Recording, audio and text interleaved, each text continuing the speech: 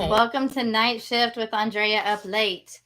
I am joined tonight by co-host BC Sanders. How you doing, BC? Wonderful. Absolutely wonderful. Forgive me as I get my notes in order and my ducks in a row and my squirrels lined up. Hey, everybody. So welcome to Night Shift. Night Shift is a true crime podcast. We air live every Tuesday night at 8, 7 Central on the Andrea Up Late YouTube channel. Also, excuse me, you can find me at Instagram at Andrea Up Late. And that should do it. You can listen to it wherever you stream your podcast as well. I am joined, as I stated, by BC Sanders as my co-host tonight. He's quite a frequent recurring co-host, I would say, at this point. BC is a former homicide lieutenant, so he often can lend great insight to these cases. BC is also co-host of the Disruptors podcast with BC and Ski, and they have a YouTube channel of the same name. So we have some people in the chat. And for those of you who may be first-time listeners, like I said, this is a live YouTube show as well, so we will often engage the chats, answer questions as they arise, depending on the case and how difficult it is to get through. Otherwise, sometimes we wait till the end. But we've got everybody. We got Silly. We got David Dickerman. We got David J's in the chats. We got a few of you guys. So I also noticed that Silly used the word y'all. And so I feel like I'm doing a good job of influencing that Michigan lady. But without further ado, we can get started here in a moment. BC, do you have anything to add? How you doing this week? Oh, I'm wonderful now. Yeah? Yeah, got everything set up. Everything seems to be working good. So yeah, we're good to go. I think the comments earlier we're on the wrong sides. I know. And I said that might be something that's stated. Yes. I'm used to being on the other side. So now, if I look this way and you look that way, we don't look hopefully strange and like we're looking off into outer space. And I can actually get in the chat and type. So that's good. And Silly is saying that in fairness, she's always said y'all. Whatever, it's fine. Good. I mean, that's the way everyone should speak. I agree. Coast to coast. I agree. So tonight, BC, do you know if you know anything about this case, really, that we're going to discuss? I may know about 10% of it. Okay. Just from you mentioning it, but I don't know a whole lot of the details. Perfect. No. So for those of you who maybe have not listened that much, that's usually how these shows go. I kind of break down a case. Unless it's something pretty famous, he often will not know much of the case. And so that way we can get like fresh perspective and bounce ideas off of each other. And that way the show does usually cover unsolved cases. Sometimes that's not the case, but often it is. We always like to get names and phone numbers for local law enforcement agencies out there where these cases pertain, things like that, in case, DNA is ever rerun or, people's memories are jogged and whatnot. So I do enjoy covering these cases where families have been left with unanswered questions. We got Bosco and Carly in the chats. Hey, everybody, we're going to get to it. Tonight, we're going to cover a case. This will be my second time covering this. You'll notice on season 2, I'll be kind of revisiting some of the cases I did in season 1. I like to get a fresh perspective here with BC or any other host I have, and just kind of dive into some of these. So this case is actually out of California, and it's an unsolved case from 1980. All right, so we're going to take it back in our time machines here. So remember what that means too. We often talk about, we often talk about technology and advances in technology and, what is just normal for us now that we're used to. And then what we forget that we've gotten used to, like CCTV footage or everyone having a Ring doorbell or any of the red light cams that can follow someone's movements as they are trying to flee a crime. And so all of those things, are really new advancements in technology. And particularly when we're going back 40, 50 years in some of these cases, those things didn't exist, nor did cell phones. Internet wasn't being used, all of these things that our brains jump to immediately now. So let's go on and talk. We're going to be talking about a missing murdered woman named Dorothy Scott. Like I said, this case takes place just outside of Anaheim, California in 1980. All right, so let me go on and get my notes on this side. I'll show y'all my best side because this side. All right, so Dorothy Jane Scott was born in April of 1948 to Jacob and Vera Scott. And like I said, this was in Anaheim, California. So when she was around 18 years old, this is when like a lot of things were changing in the United States.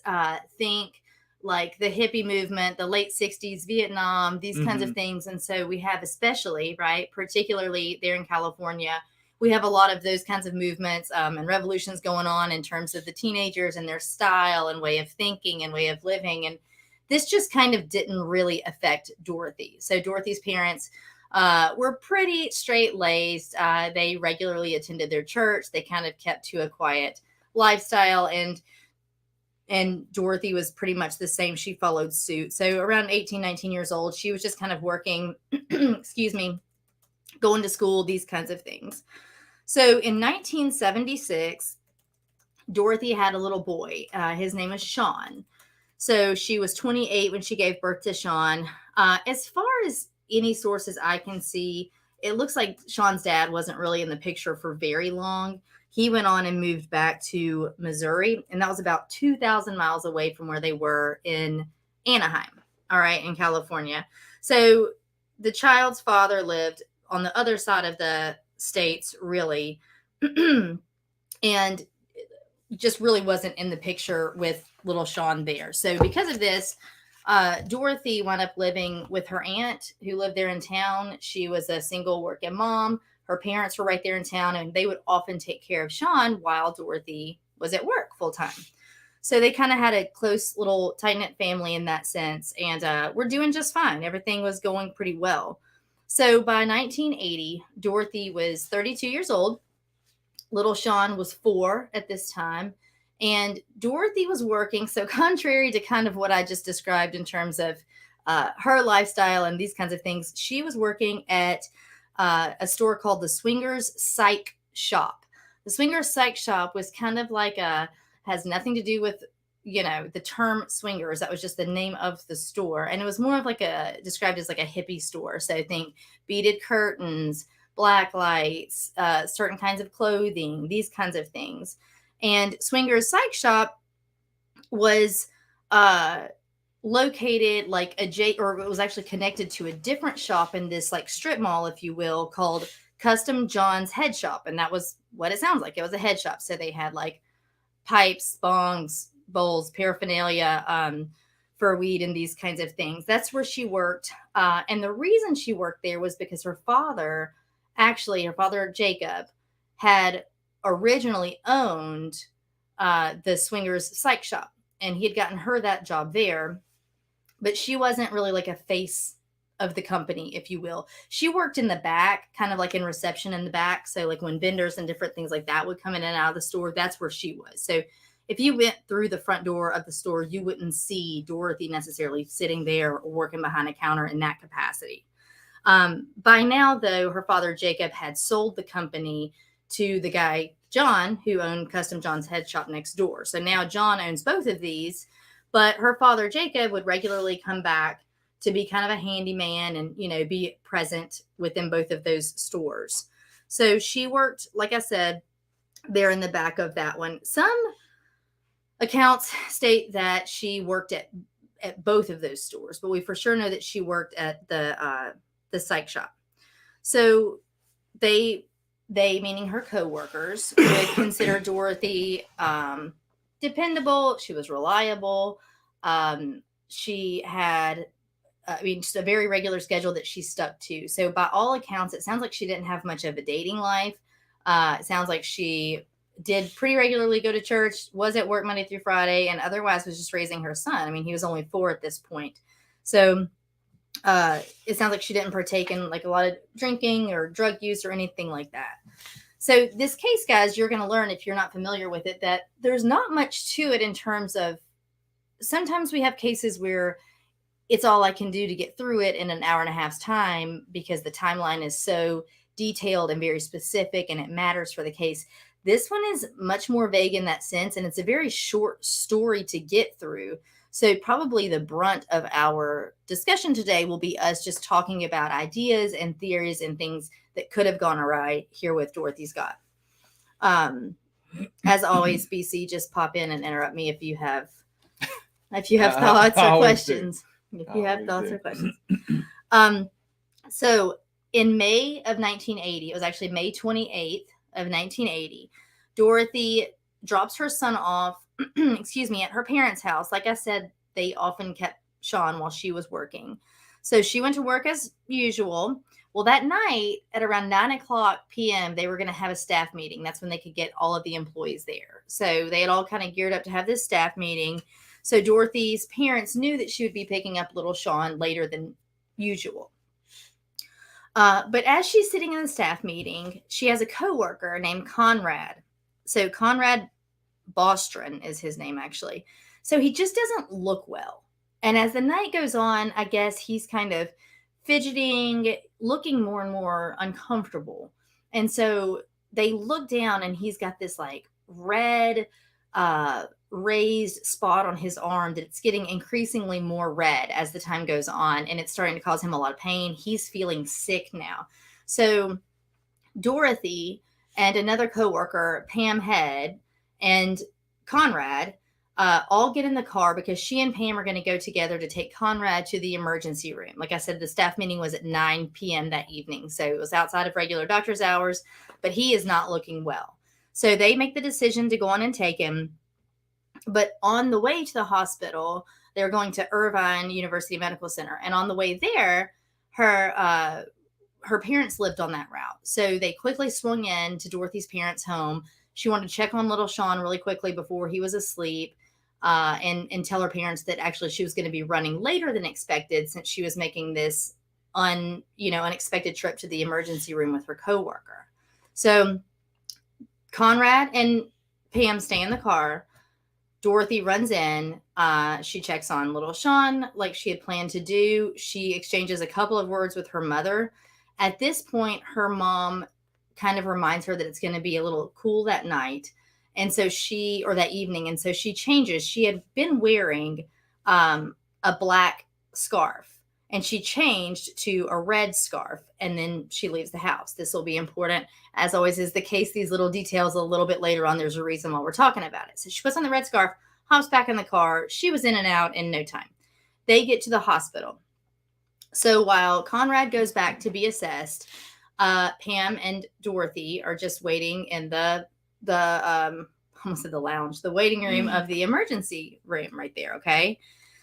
So he's back there for a couple of hours being treated, and it's determined while he's back there that he, in fact, was suffering from a sickness. He was getting very sick from a black widow spider bite. So they promptly treat his wound and are going to go on and send him home. He's going to be fine, but he needs these antibiotics.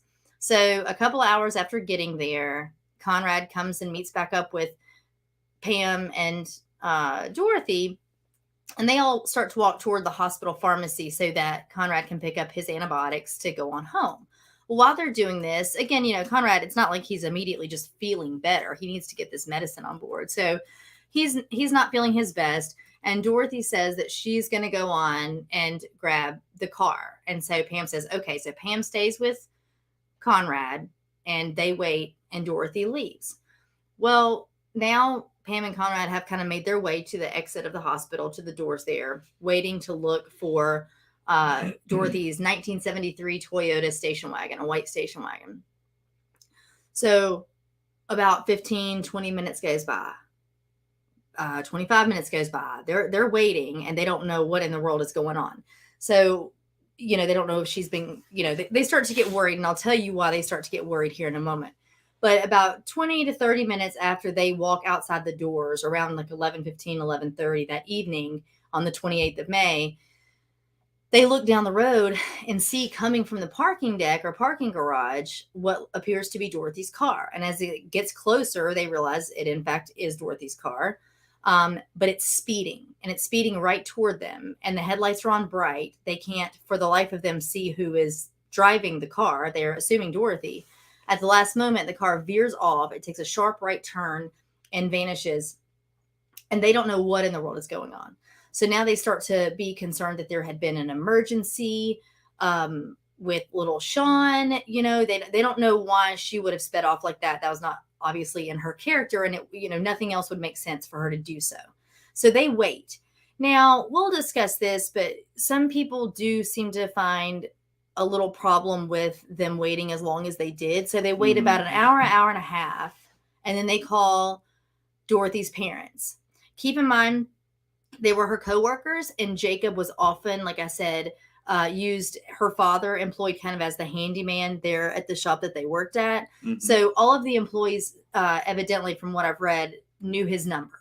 So again, guys, they could have used a phone book, but we didn't have cell phones and things like this at our disposal. So whether he used a phone book or whether they just called him by memory, they called Jacob's mom or Dorothy's mom and dad to see if, in fact, Dorothy had come there to pick up little Sean. They say that she has, in fact, not been there whatsoever, and they get a little alarmed because they don't know why she would have obviously sped off from the hospital. So, like I said, some people kind of find a little fault with the fact that they waited about an hour and a half after she left to call, but their argument is just that they thought she'd come back. Like, they didn't know why she left, and they just thought she'd come back. So I think they just sat in the waiting room, and that was it. So now at this point, Dorothy's parents are a little alarmed, and they reach out to local authorities. Well, the local police department isn't too terribly worried. This is a grown woman. It's a 32-year-old woman who has gone, in every account, on her own accord in her own vehicle, around midnight or so that night. So they don't think too much of it. It's not like an all points bulletin to find this woman at this point. So they kind of are going to let the night go by. Well, around 4:30 or so, that into the morning of the 29th, so a few hours later, authorities get called. There was a car that had been on fire in an alley about 10 miles away. And so when they get there, they find that this car, in fact, had burned from the inside out. The driver's window was down. There was a can of accelerant in the front passenger seat. And it was burned, but there was no Dorothy. There was no perpetrator. There was no clothing, anything like that left behind. So they are perplexed. These comments are... Well, it's just for some reason when I type a certain phrase, it will not put it in the comments. Oh, that's interesting. Something about ballistics. I don't know why. Every time I type it. Oh, okay. Sorry, I didn't mean to distract you. No, it's okay. Yeah. Y'all writing books over there, which is good. I like it. Sorry. It's okay. Just telling everybody in here, my comments were lagging. I was referencing. We're talking about through history the ability of fingerprinting and I was just talking about ballistics and shell casings, but it won't. Well, there are none of that in this story. Yeah, so. Exactly. So sorry, I just messed everything up. You did not. Sorry. But it won't let you type ballistics? Sorry, on a side note, if you're listening. That's interesting. Yeah, we can screenshot it later. Okay. If I type the exact same phrase, it keeps saying the comment has failed to post. The comment has failed to post. But then I put, are my comments coming through? Yes. Try. So anyway, yeah, this case doesn't have anything. Well, it's not like YouTube doesn't pay me to do this, so it's not like we would get demonetized. I think is my point. But I also would like to say, I just typed gun just to see. That's fine. Yeah, for people to when you were saying like people waiting like an hour and being criticized and that sort of thing. I mean, in 1980, we also didn't know so much about what goes on with crime and how people either go missing or. Well, I don't even think they thought it was a crime. Right. They just think Dorothy sped off. I think that they think she's tending to her own emergency. Right. Yeah. Or just don't fully know why she would have left. They get more concerned once they call her parents and realize she hasn't been there to pick up the kid. Right. Right? Yeah. Okay. Cool. How you doing? I'm good. You good? Thirsty. Sorry about that. So, excuse me. So, yeah, you're exactly right. So, like I said, a few hours later, Dorothy's car is found having been burned. driver window down, some things blown out there, accelerant in the front seat. So this is by all accounts now looking like a crime. And so Davey's telling me to be careful on what I type in the comments when it comes to some things like that. But guess what, Davey? They don't pay me to do anything anyway. So there's not really anything YouTube can take away from me at this point, I don't think. So it's fine. It is weird that We're fine. One phrase wouldn't. That is interesting. Thank you, Bosco. Yeah, if you're watching, guys, hit the like button. That would be fantastic. I appreciate it. So her car was found at 4:30 that morning on May 29th. All right. And that was in Santa Ana, about 10 miles, like I said, from UC Irvine Medical Center. And we don't know. We don't know. But listen to this. This is the reason that Conrad and Pam did start to get a little concerned when some time went by and they had not yet heard back from Dorothy, or she had not come back, or, whatnot. So for about several months, sources kind of vary on this one, but for quite a few months prior to this weird disappearance, if you will, of Dorothy, she had been getting these really creepy phone calls. So now it started more like someone kind of interested in her. And I think she just blew it off as kind of like a, like at first maybe like a prank, and then maybe just like a secret admirer, if you will. But then they get a little more intense, a little more threatening in nature, and then erratic in terms of what the man would say, like his mood. She could never quite understand if he was going to be kind that day or threatening. Okay. I thought you were going to say something. No. Well, I was going to say it would be important to know exactly what was said. If there was a way to be able to document it as best you could. Right. The syntax, the way the phrases are arranged. Right. If you're picking up anything, accents, if you're picking up any kind of certain colloquialisms. Like someone said earlier in the chats, they use the word soda. That's silly. It is silly. Who would use that word? Oh my God. So, but all jokes aside, to use those phrases, you can narrow down the suspect pool. Absolutely. Yeah. And so, and not to say that people won't call or wouldn't call long distance. Then that would have had, let's say this person lives somewhere farther away, that would have then been, a long distance call, which would be a little bit less frequent to use than now when we don't have to pay for that via cell phones. The difference is we know that this did not take place.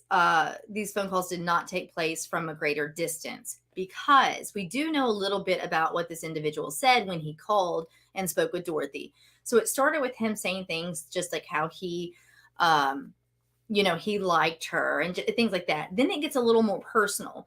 Then he starts saying things to her like he liked the dress she was wearing that day and would describe it. Okay.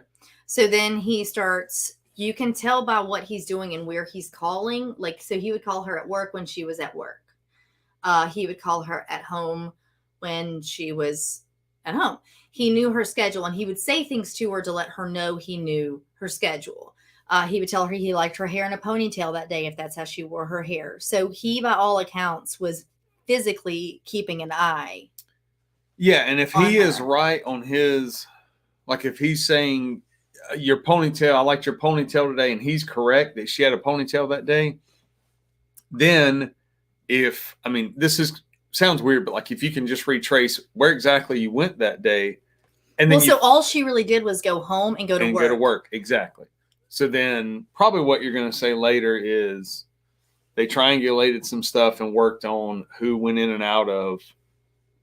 I wish. We don't really have that, but we do know that one time he said to her, he started to threaten her. So let's talk a little bit about these phone calls. Excuse me. So I will say about his voice, she didn't recognize his voice. So it wasn't like it sounded to her like someone she knew. But she did start to get more and more frightened as time went on about these calls, as you can imagine. So sometimes he would tell her how much he loved her. He wanted to be with her. He was clearly becoming infatuated, completely fixated on her. So one time he actually called her when she was at her mother's house. One time when she was at her mom's house, she gets a phone call there, and it's for Dorothy. He asks for Dorothy, and he told her he wanted to, quote, chop her up into bits so no one would ever find her. Okay. But then, like I said, the next call could be how much he loved her and how lovely she was. So, like, this is the kind of stuff she's getting. And it's getting more and more frightening. At this point, she started taking karate classes for self-defense. You know, you guys, it was 1980.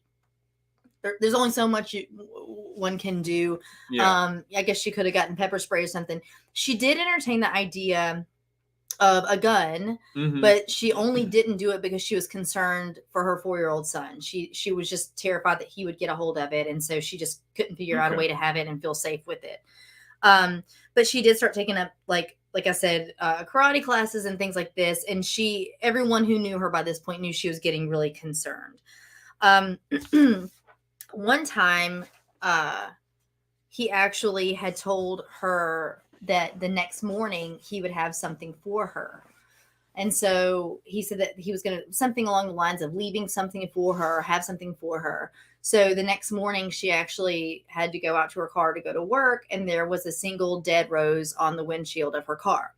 Okay. So this is like straight out of like a stalking movie. You know what I mean? Yeah. And I think, I know cases still go on like that. I do believe that now, in probably the last 10 to 15 years, people are very hesitant to leave anything like that, because they would leave traces of their DNA on the item. They would leave their fingerprints potentially. Yeah. You know, they would get caught on cameras as they're walking in and out of parking lots. This was still in the golden age of being able to like commit crimes and get away with it. Yeah.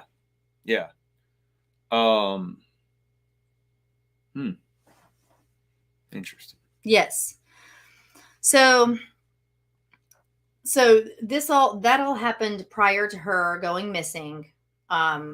And the car sped down, right? She passed her friends, or somebody passed her friends driving her car. It was found later that morning. And then that was it. No one hears or sees of Dorothy again after that. So those calls don't stop. So once she had gone missing, a week or two went by, and then her mother gets a phone call at her house. And it's the phone call is it's directed for Dorothy's mother. And it says, her name is Vera again. So Vera answered the phone, and he says, "Are you related to Dorothy Scott?" And she said, "Yes." Now you've got to understand, she's kind of elated right now because she probably thinks someone has some information about her daughter. And he just said, "I've got her," and hung up the phone. Like I said, it's about a week or two after Dorothy had gone missing. So as you can imagine, she's now just in shambles. The mom is. She's devastated. She doesn't know what to make of it. Her husband comes home from work. They go talk to authorities about this phone call. And they immediately say, like, okay, you know what? Like, that's it. Like, we're going to take this very seriously. Also, please don't go to any media outlets. Now, I will say we talk about the way investigations are handled every single week on this show, good, bad, or indifferent. And they did do a really good job of saying, hey, like, don't talk to the media. We don't need certain specific details getting out, because now we've got this. You've got to think every case is a bit different. And in this one, when you've got authorities, or when you've got, sorry, I'm losing my train of thought. When you've got like, what am I even trying to say here? This caller. Yeah. I'm so sorry. Yes. When you've got this caller saying, just randomly calling, this just would set the scene for someone else, another caller, to call in to pretend to be this guy. So they can't be giving a lot of information like that. Yeah.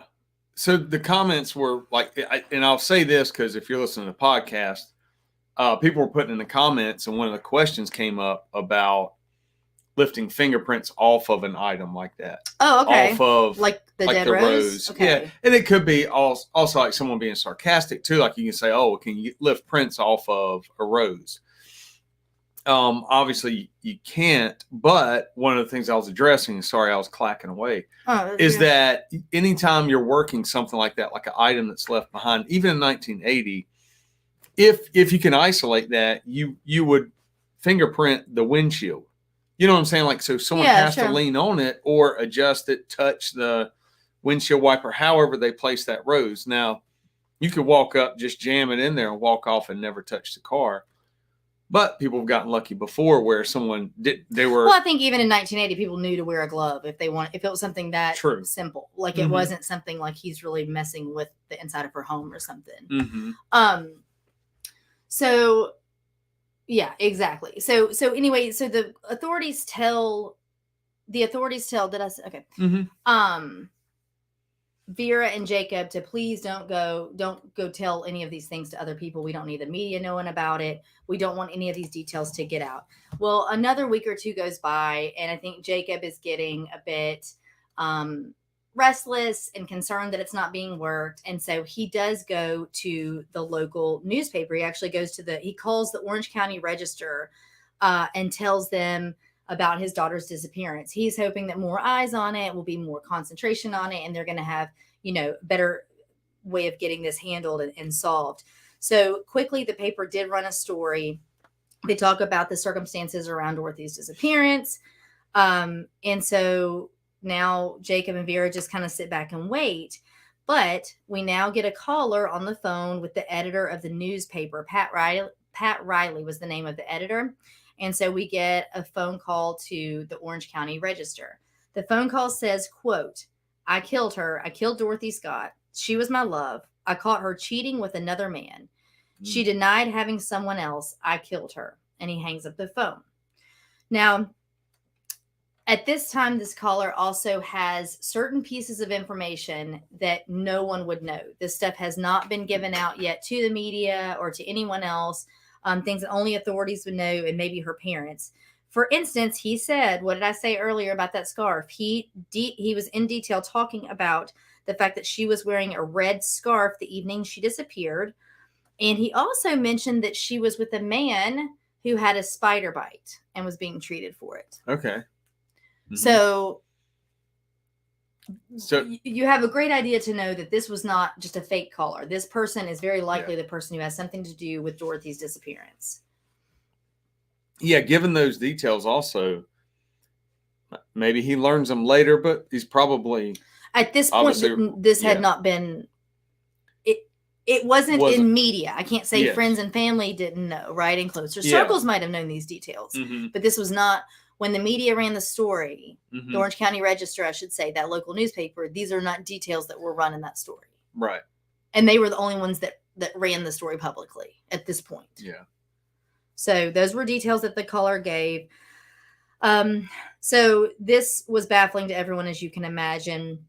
The family and friends of Dorothy will say that they don't think that she had any boyfriend. She wouldn't have had time for it. They were with her all the time. You've got to think she's dropping little Sean off at her parents' house in the morning, going to work, picking him up in the evening, often eating dinner with them, going back home to her aunt's house with her sons. Her aunt sees her. So people are seeing her routinely. And so they kind of know her schedule pretty well. So months and months go by, but y'all, the calls don't stop. The calls come in now every Wednesday afternoon to Vera, to her mother, for the next 4 years. So every Wednesday for 4 years, Vera answers the phone. And while she later will say how sickening it was and she hated it and she dreaded those Wednesdays, she also hoped that at some point one of those calls would be something that lets her have some information on her daughter. Okay? So every week for 4 years, until one time... and to be fair, police put like a tracing device or a whatever on their phone to anticipate these calls. But whoever is calling in knew exactly how long he could talk and hang it up. And we've talked about this before. But again, guys, remember 1980. So they weren't able to then take this and trace it back to a location and all these kinds of things. Best that I know. They just had to keep him on the line for a certain amount of time to lock in and then get where he's calling from. And since he would disconnect prior to that, they couldn't. I would be interested to know in 1980, when you pull records, like phone records back then, that you could actually pull the phone number. The actual phone number. That's calling. Yeah. Now I know most people would use a payphone for that. Right. True. And I'm But- trying to remember then, because this wasn't even like 87, 80. This was 1980 through 1984. So payphones back then, if you knew the phone number that was actually assigned to that payphone, it's on the payphone. Mhm. You can call that payphone in a ring, and then people will answer. So I do wonder back then what were their capabilities for pulling phone records in order to see. Because if he's calling every Wednesday, and they have a device on it, yeah.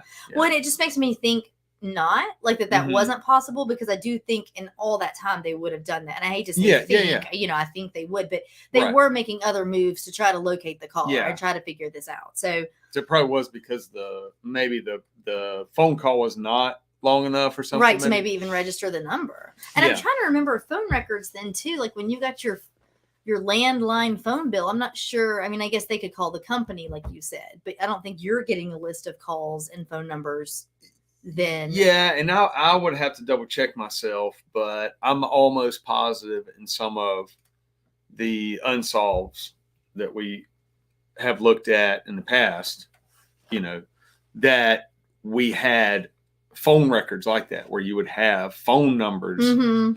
There was almost like a log. Now, it may just be certain companies would provide that. I remember that with cell phones years ago. Like when you get a paper bill with your cell phone and it would say it.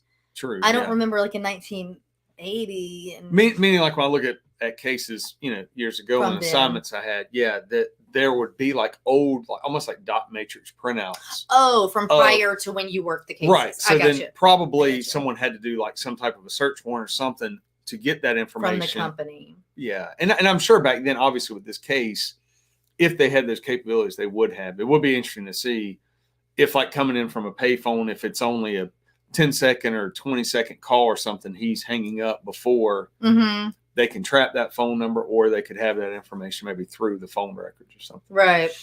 Yeah, I don't know. So they never did.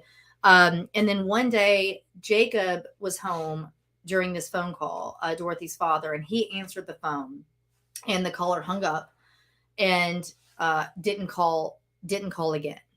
So there's different theories on that and why he wouldn't talk when Jacob answered the phone. But excuse me. And that time, that was when the caller had actually called later in the evening than he generally called on Wednesdays. And that day, Jacob was home. By that time of the evening, Jacob was home from work. And so the case went cold at this point. But then on August 6th of 1984, so 4 years after she went missing, there was a guy working construction about in the Santa Ana Canyon, about 30 feet or so off the road. There was like a remote construction site. And this guy was out there kind of clearing land. They're starting to excavate and dig up some stuff. And some bones were found. And so there had been like a brush fire in the area, and these bones were a bit scorched. And so when they start to dig and get these bones out, they realize that then underneath the dog bones because when they first find the dog bones, they do remember the Dorothy Scott case and want to make sure. And so they call in investigators who says like, no, these are animal bones. It's fine. But underneath the dog bones were more remains, and these actually did belong to a human, and these did belong to Dorothy Scott. So 4 years after she went missing, her remains were found. I believe it was like 2 femurs, a pelvis, a skull, and a part of one of her arms. So we'll talk about the idea of the dog bones on top of the human bones as well. I don't think that there was a coincidence that someone buried their dog or a dog died just on the top of exactly where human remains were found. I guess stranger things have happened, but I don't think that that's exactly what happened. About a week later, the dental records were used to confirm the fact that it was Dorothy. But in the meantime, authorities already knew this because also with the bones were found a turquoise ring, and a watch, which the parents confirmed to belong to Dorothy. It's super interesting. I will say that the watch had stopped. The battery had died on May 29th. So if you remember when as her car was speeding away that night, it was around midnight or so of the 29th, or like the night of the 28th into the 29th. So it stopped on May 29th, around 12:30, 1 o'clock, I believe. I think it was like 12:32 is when her watch showed stopped. Okay. And she left the parking lot, like I believe like an hour prior. So it's not an Apple Watch. I don't know why the watch would have just stopped. The battery would have stopped working at that point. I mean, unless it was banged or like, hit and just rendered, not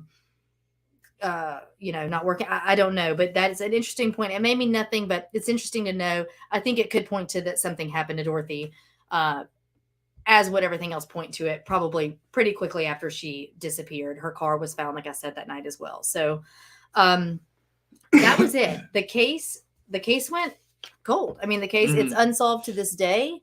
There are a few different theories, and so we can talk about those a little bit. Bosco's talking about bones. Nope. But yeah, what is your initial kind of thought here? So in 1980, I mean, Santa Ana is not a small town or city. Well, that's where her bones were found, but Anaheim is where she went. Anaheim. I'm sorry. Yeah. It's all close stuff. But any of those cities, your detectives back then, just like now, would know who their repeat offenders are, or who, because even back then, you would have detectives working, serial rapists, or what probably was categorized back then as like sex crimes. Okay. So, or stalking, or like certain divisions. Yes. So, I mean, even when I was a rookie, robbery detectives still used 3-ring binders with like repeat offenders, people who were just known to commit robberies. And special victims had the same thing, like these binders of people who had a very specific behavior they did. So if they're a peeping Tom, or they're a voyeur, or they're known for stealing articles of clothing, or whatever it is. So I'm quite sure back then they went through that to try to figure out, is there anybody already on our radar who is doing things like that? The calls, this sort of thing, because it does seem like with this crime, the calling factor is a huge portion of it. It is part of the game. Sadly, yes. The game, the excitement. So not all the offenders that do those things like that would go to those links to keep doing the phone calls, because every phone call, you're taking the chance of getting caught. Well, unless you got a big old ego and you feel very confident that you won't. And we know a lot of times that is the case, with some of these guys. And it's, and I think that's part of the fetish. Like that's part of the excitement, the allure is the phone call, like you said, and like to continue doing it. Probably gave him some sort of joy and satisfaction, but then we can look at that when we almost like profile him, when we think about some other potential or possible theories in this case. Are some of these people that we're going to talk about people who would then take the time routinely every week for the next 4 years to make these phone calls? Yeah. There have been, I think that the first thing we should say is that the child's father, Sean's father, would be somebody, somebody that people have argued that maybe he wanted custodial rights and he wanted, all these. No, he didn't. I think, in fact, I could be mistaken. I almost think he signed his rights away. I don't necessarily think child support was a thing. Remember, he lived in Missouri, so he lived like 2,000 miles away from where Dorothy and her son lived at this time. And he had an airtight alibi. He was there in Missouri when this happened the night of. He answered his home phone, I think, when he was notified about this. So we can go in and take him off the list. And I do want to say, I think we talked about last week, or we probably just talking during the week about it. But the idea of now in like our current era of investigations, when there's something we've been talking about for a while, where a case where it keeps coming up with, oh, this person's been cleared because of DNA. This person's been cleared because of DNA. And you and I keep going back to, okay, but what about their alibi? Right. Where were they at the night of the murder and a time frame? So in cases like this, if there's the child's father, those detectives have already probably exhausted everything back then and been able to prove where that person was at that time. You know, like you're saying. So it's this idea oftentimes you can read it in comments from videos, or people will, will talk about a case, and then it's almost like their brain fabricates a theory or something, and then they start running with it. And it's like, well, I don't even know where that comes from. You know what I mean? It's like, based on whatever the information, fit that theory. Yeah. Right. And so, like, based on this one, we, the public, are given this information, and the detectives obviously have more than we have. But the idea that this person does these things, these behaviors, that you can lock them in on, like that he has to physically, back then, I mean, I would almost guarantee he would physically have to be calling her from a payphone. He also has to be somewhere where he can see her and know that she was wearing a ponytail, or a scarf, or the spider bite, So let's talk about that. Some of the theories here, like I said, so we can take Sean's father, her ex-partner, off the list. He was not there. He had a stone cold alibi. Is that airtight? I think airtight's what I'm looking for. Yeah, airtight. Stone Cold Steve Austin. Stone Cold Alibi. Stone Cold Alibi. I think he was a WWF champ. Stone Cold Alibi. This was before Steve Austin days. Okay, so one of the theories, and and look at it as far-fetched or not, but it's something to consider, would be at that time the East Area rapist, Joseph James D'Angelo. He was not arrested until like 2018, I think, something crazy. But his crimes all took place like in the 70s to 80s. I think actually 1974 to 1986, the East Area rapist, he had been a police officer. He committed 13 murders that we know of, and 51 rapes. The fact that he had been a police officer, he would know a little bit about tracing calls. So even if not him, it's an idea to think about someone in or around law enforcement, maybe someone whose brother is whatever, because you're not going to Google this information. So it's not like someone's going to call and say, or, hop on their computer and be like, how long can I have this woman on the phone before the cops can trace my call? You can't do that. So you either already have to know it, or you have to be able to ask somebody that. And you can't be poking around asking too many of these questions when you're doing this, because somebody may go to the authorities to say exactly that.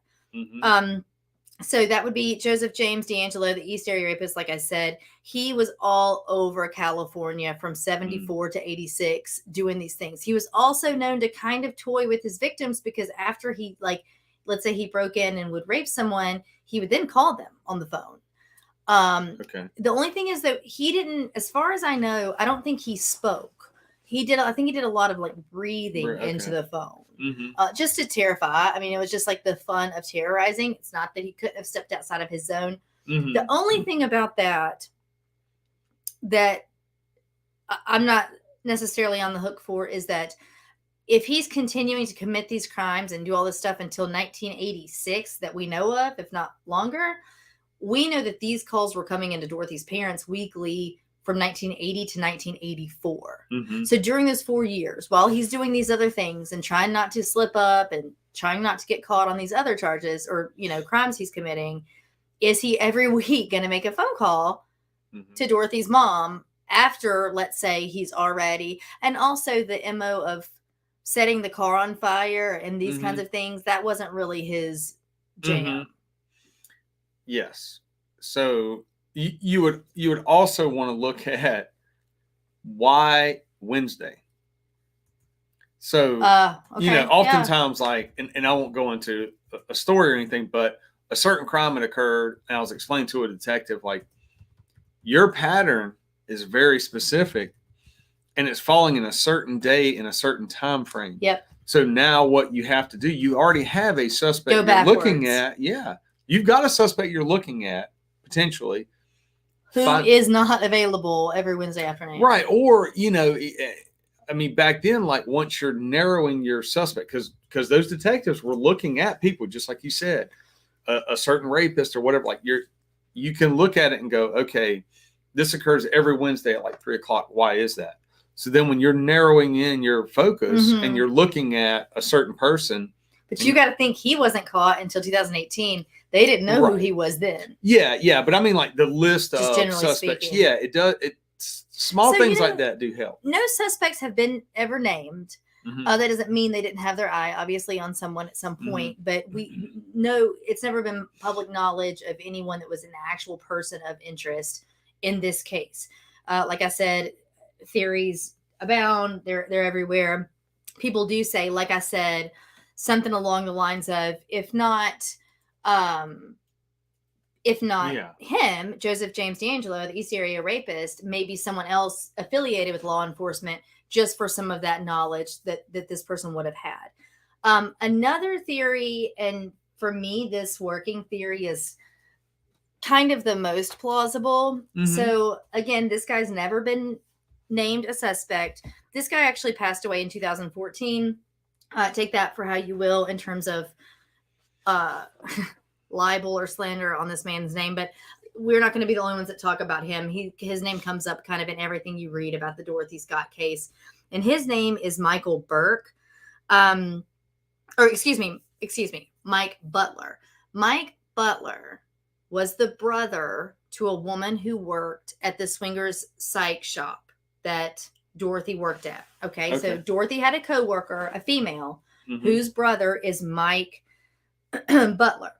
So Mike has been spoken about as kind of an odd duck over the years. There were whispers that he was involved somehow in the occult. I don't know. We also talk about like satanic panic in the 80s. So I don't know if whispers and rumors about his name came up and then this, rumor kind of gets going. I don't know that he actually was involved in that stuff, but a lot of sources will say as much. But either way, people do say that he was an interesting fellow, that he was kind of socially awkward. He was just kind of weird, honestly. And like I said, he was the brother of a coworker of Dorothy's. Now, ever since Dorothy's disappearance, when people are being talked to and interviewed about this and questioned, more than a few people would say that Mike was very interested in Dorothy. That he, I think someone said he was obsessed with her, but that he really liked Dorothy. This was not reciprocated. She was not interested, but it is said. Now, what's interesting about this is, like I said, he was never named a person of interest publicly per law enforcement, but his sister, I guess, had cut an album. She was kind of like a local celebrity there musically. So she was like a singer-songwriter in the area trying to grow that. So there were some whispers that, things got a little quiet. I don't know in regards to that. I'm not sure why that would matter. But either way, she's not been vocal about any of this stuff, really, his sister, since this all happened. Like I said, he passed away in 2014. But let's talk about him just a little bit, because he worked as a mechanic adjacent to the swingers psych shop that she worked at. Okay. Meaning his Monday through Friday, he would see her. He would visibly see Dorothy, what she was wearing, what her hair looked like, what kind of mood she appeared to be in, if she was late for work, if she was off that day, because remember, these phone calls were just that specific. They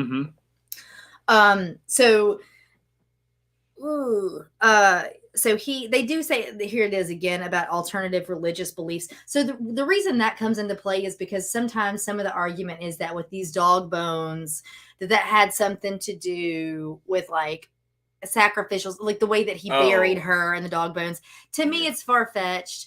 I kind of go under the very simple thought of, if someone already had a dog that they either kill or that I think it's a way to just like dissuade the canines. Like to confuse.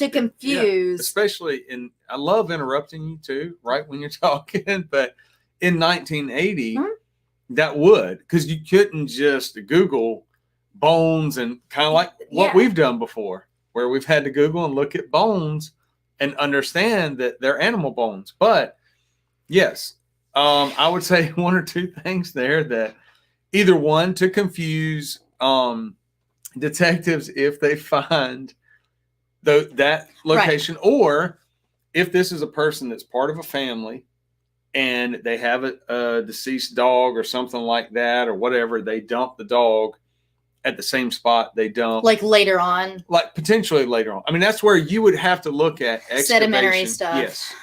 Like, does this mean when you say, "Oh, the bones were found on top," is there soil between? And yes, what there the is. Depth is? And I don't know the depth. The reports are really not. Again, it's 1980. We don't have a lot like these great, or not to a public's knowledge.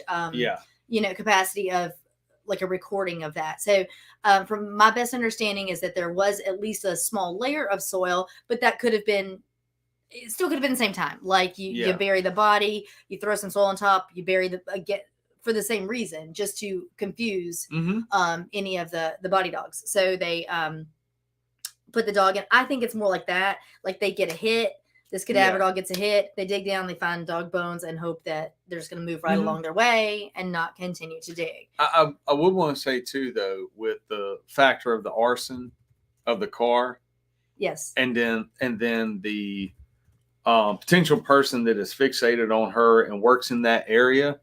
Then you could start to look like you had said earlier about potentially a prior law enforcement or someone who is a little more of like, back then you would walk into a convenience store and on the magazine shelves, you would have like True Detectives and all these like magazines with like really salacious stories and that sort of thing. And you had, I always think of guys. I mean, I'm sure there were women too, but like guys that would be fixated on stuff like that. Like all the gadgets, the radio scanners, the things like that, the police buff. But in a case where you might have a worker in the area, detectives back then that's where the old term stakeout comes from. Right. These detectives would sit in parking lots and stuff and watch stuff. So this will be a case of counter surveillance where you're doing surveillance of someone who's doing surveillance of her. Yeah. So you're watching a group of people, maybe mechanics working in the area, whoever is all working in that area, who is fixated on her location. And he also knew her, though. So, like, if we're talking about this Mike Butler guy, not only did he just work across the street, but he knew her because his sister worked with her. He would go in the shop. Gotcha. So people will say things like, but if that's someone she knew, then would she not recognize his voice when he was making those phone calls? Well, there has been talk that potentially there was a voice changer used.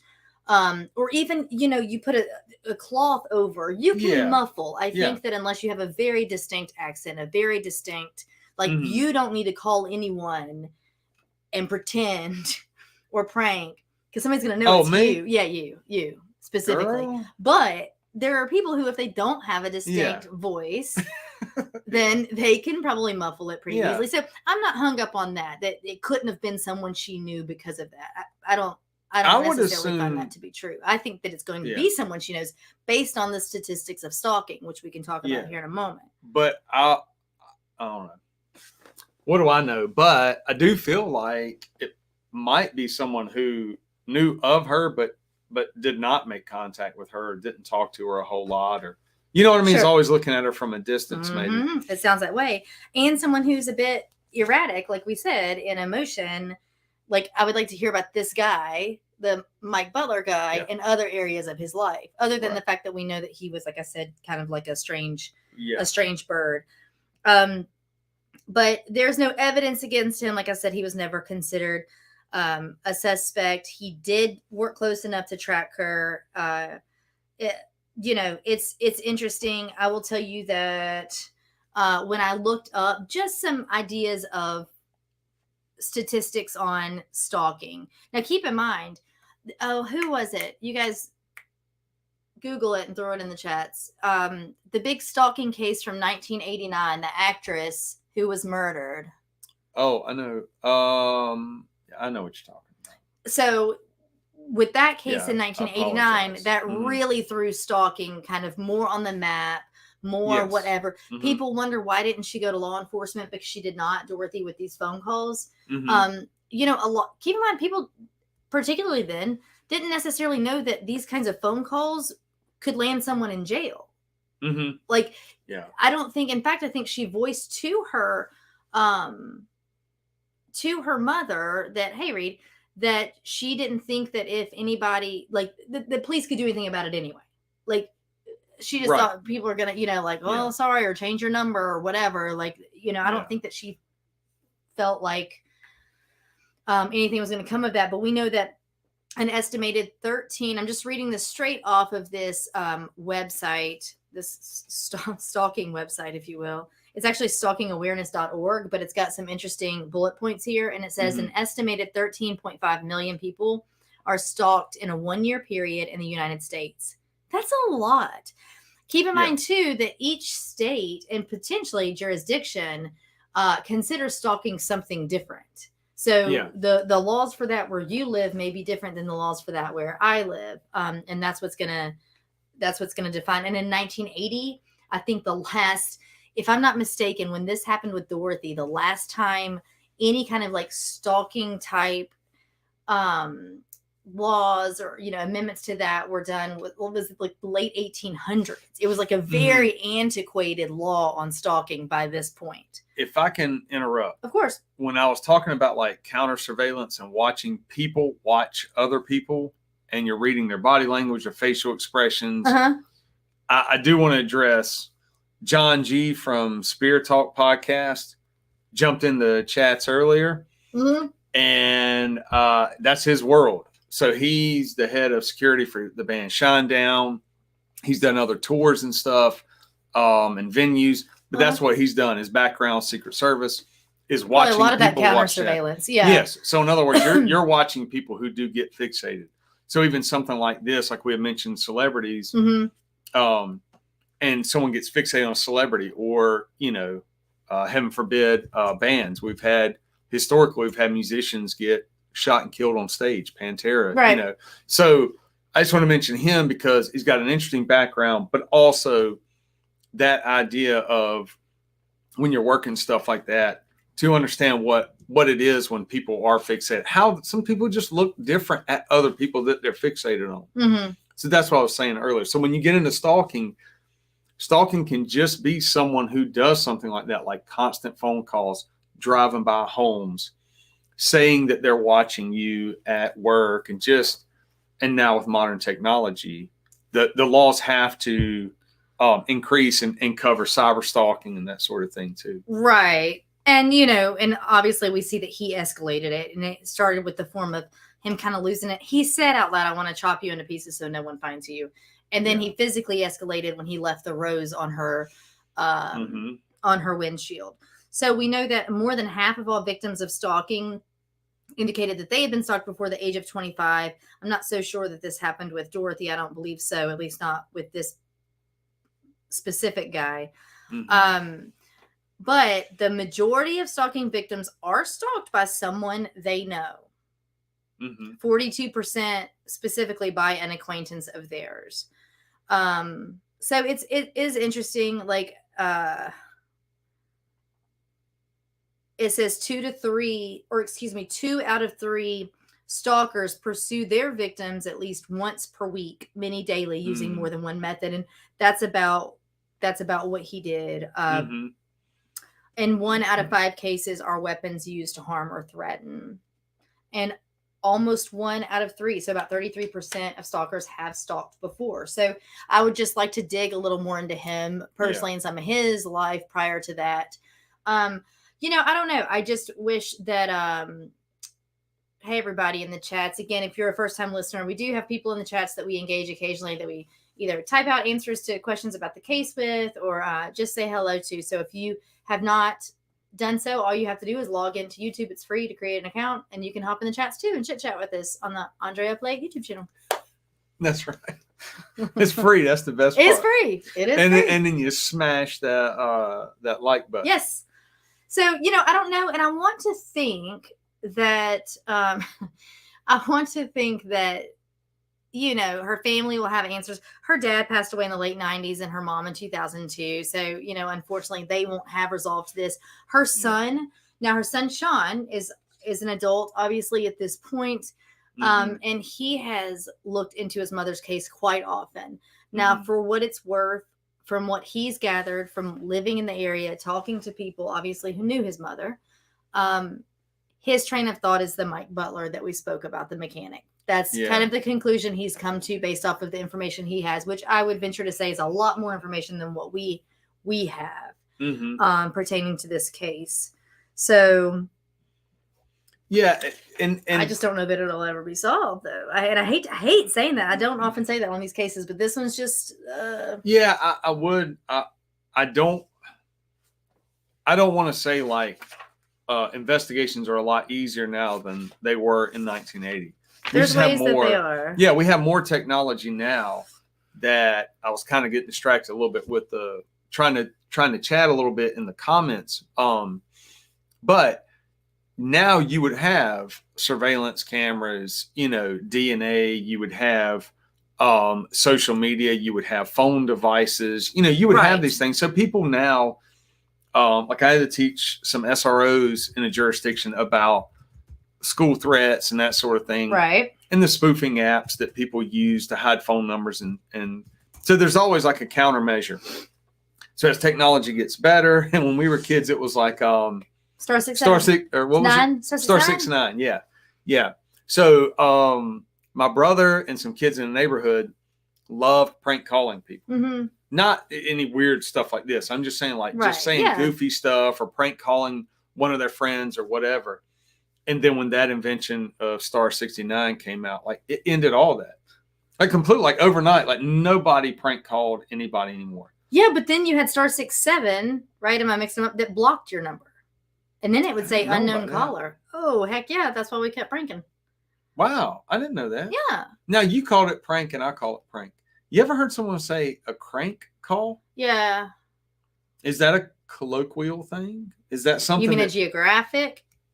Or yeah. Do you think it's an age thing or a geographic thing?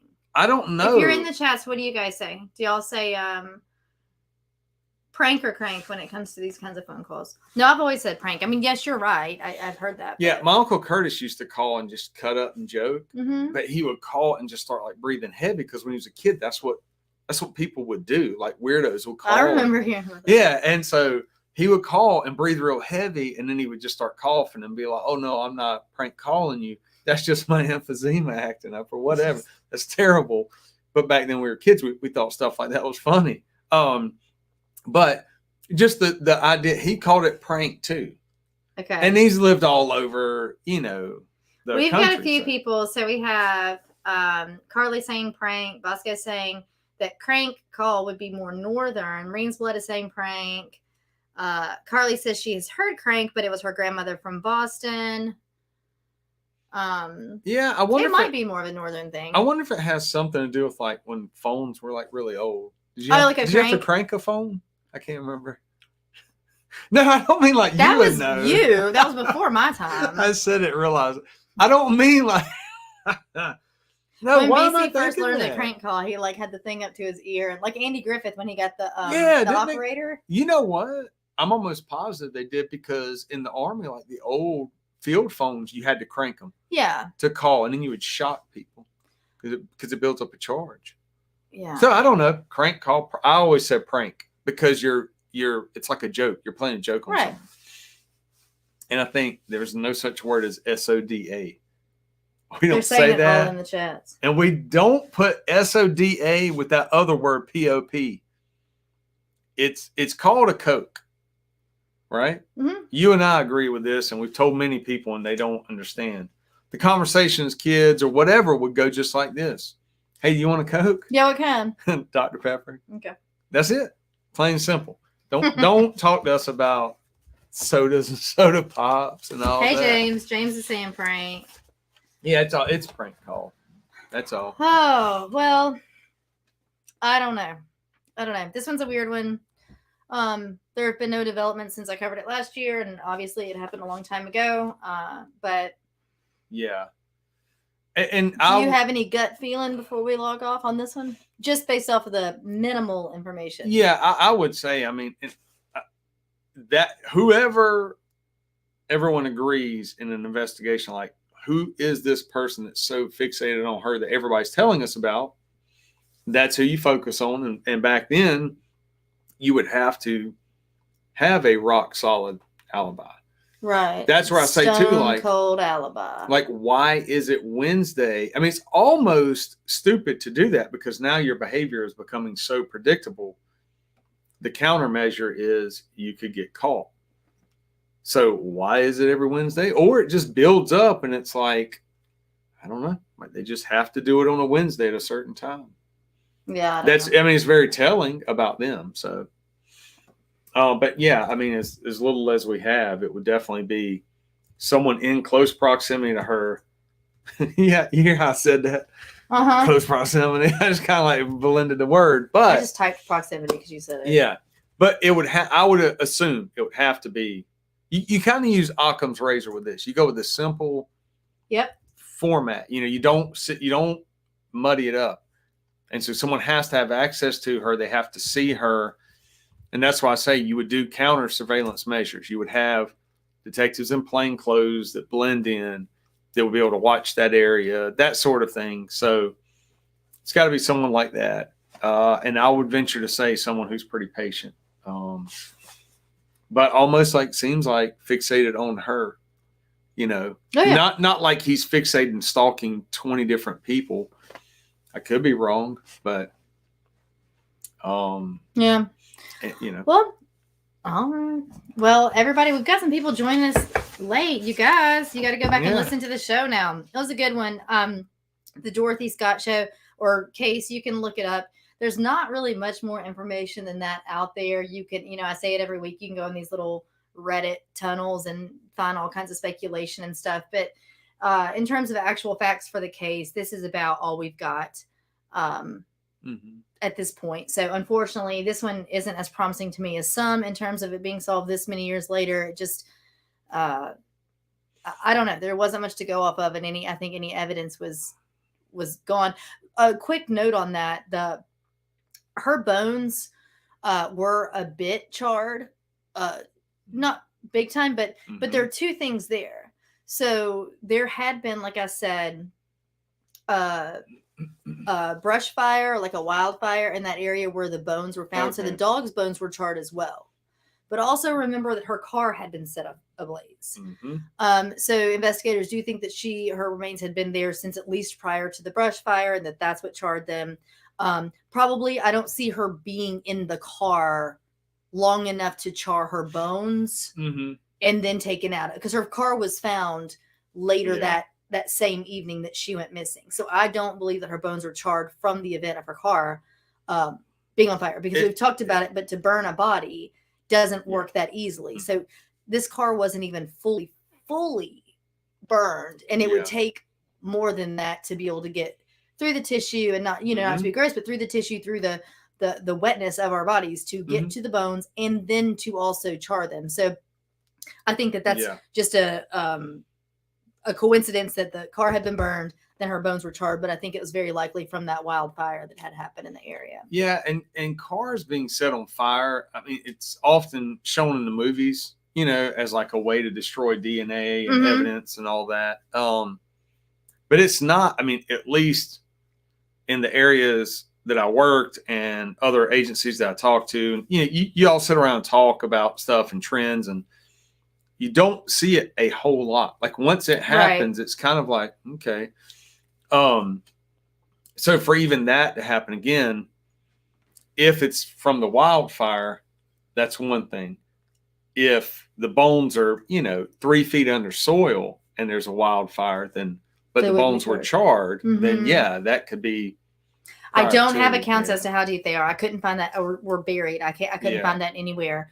But I also know that her car was found 4:30 in the morning. So let's say 4.5 hours or so after her car had last been seen, and to drive it 10 miles away, set it on fire. I just don't know why you would leave a body sitting there for a few hours and then take the body with you, the bones and everything, to go just dispose of them somewhere else. So I just think it's more unlikely that it was burned from the car. Yeah, I would agree too, and probably that's going to help narrow down maybe your person.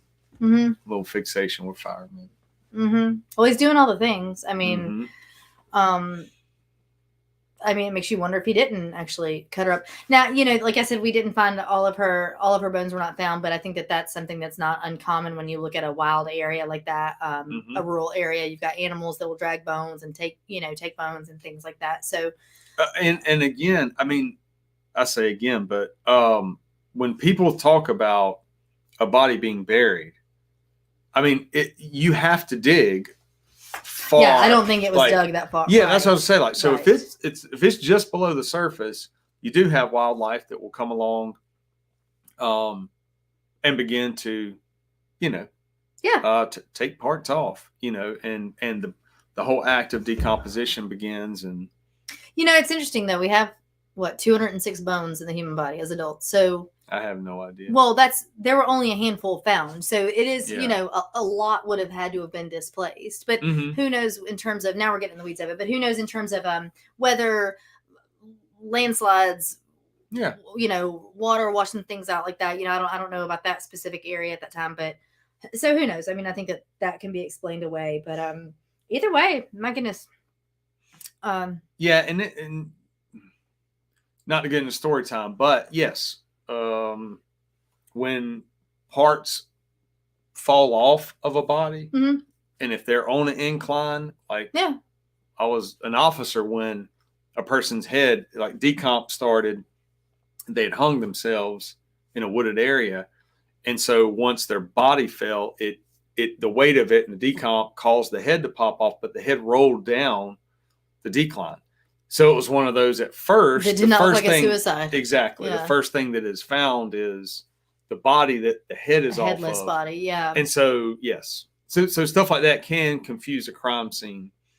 But yes, when the body begins to decomp and wild animals remove parts and stuff, or there may have been, saw marks or something on the bones that investigators could say, yes, this in fact was sawed in half. So yes, this lends back to him saying cutting her up, that sort of thing. Yeah. I mean, and I have actually read, to your point, specifically to try to find that, like, was there any evidence to show means of death with her bones? And if there is, it's not noted publicly anywhere. So yeah, nor should it be. Yeah.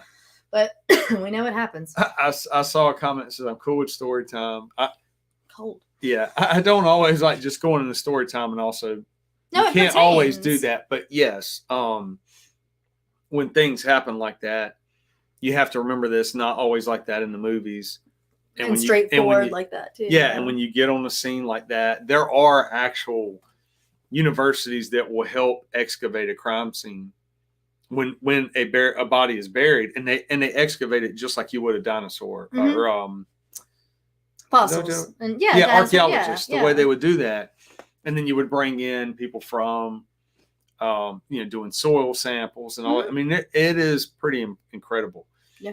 NC State University in Raleigh, North Carolina used to do, they may still do it, a course called Bugs, Bones, and Botany.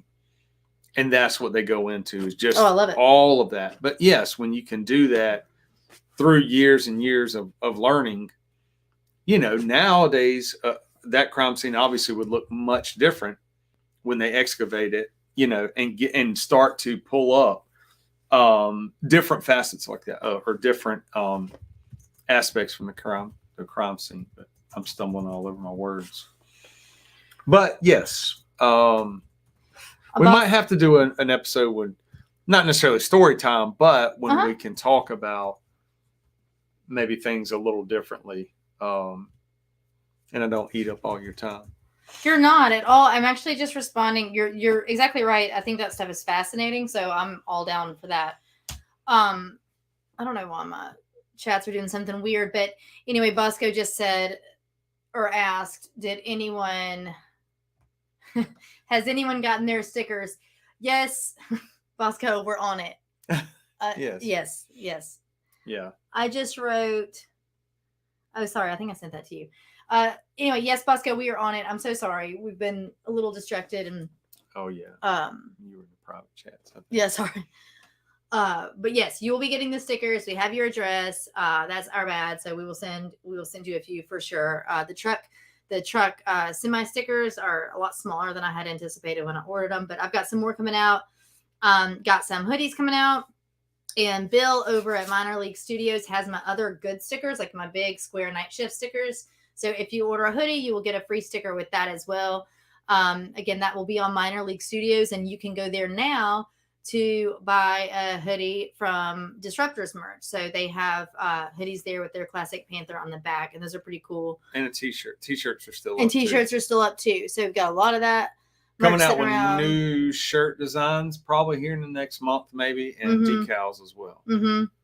So we got a few things like that here going on. And so moving forward, you guys, like I said, can find BC at BC Sanders at Instagram. Same thing with YouTube. It's Disruptors Podcast with BC and Ski on the YouTube channel.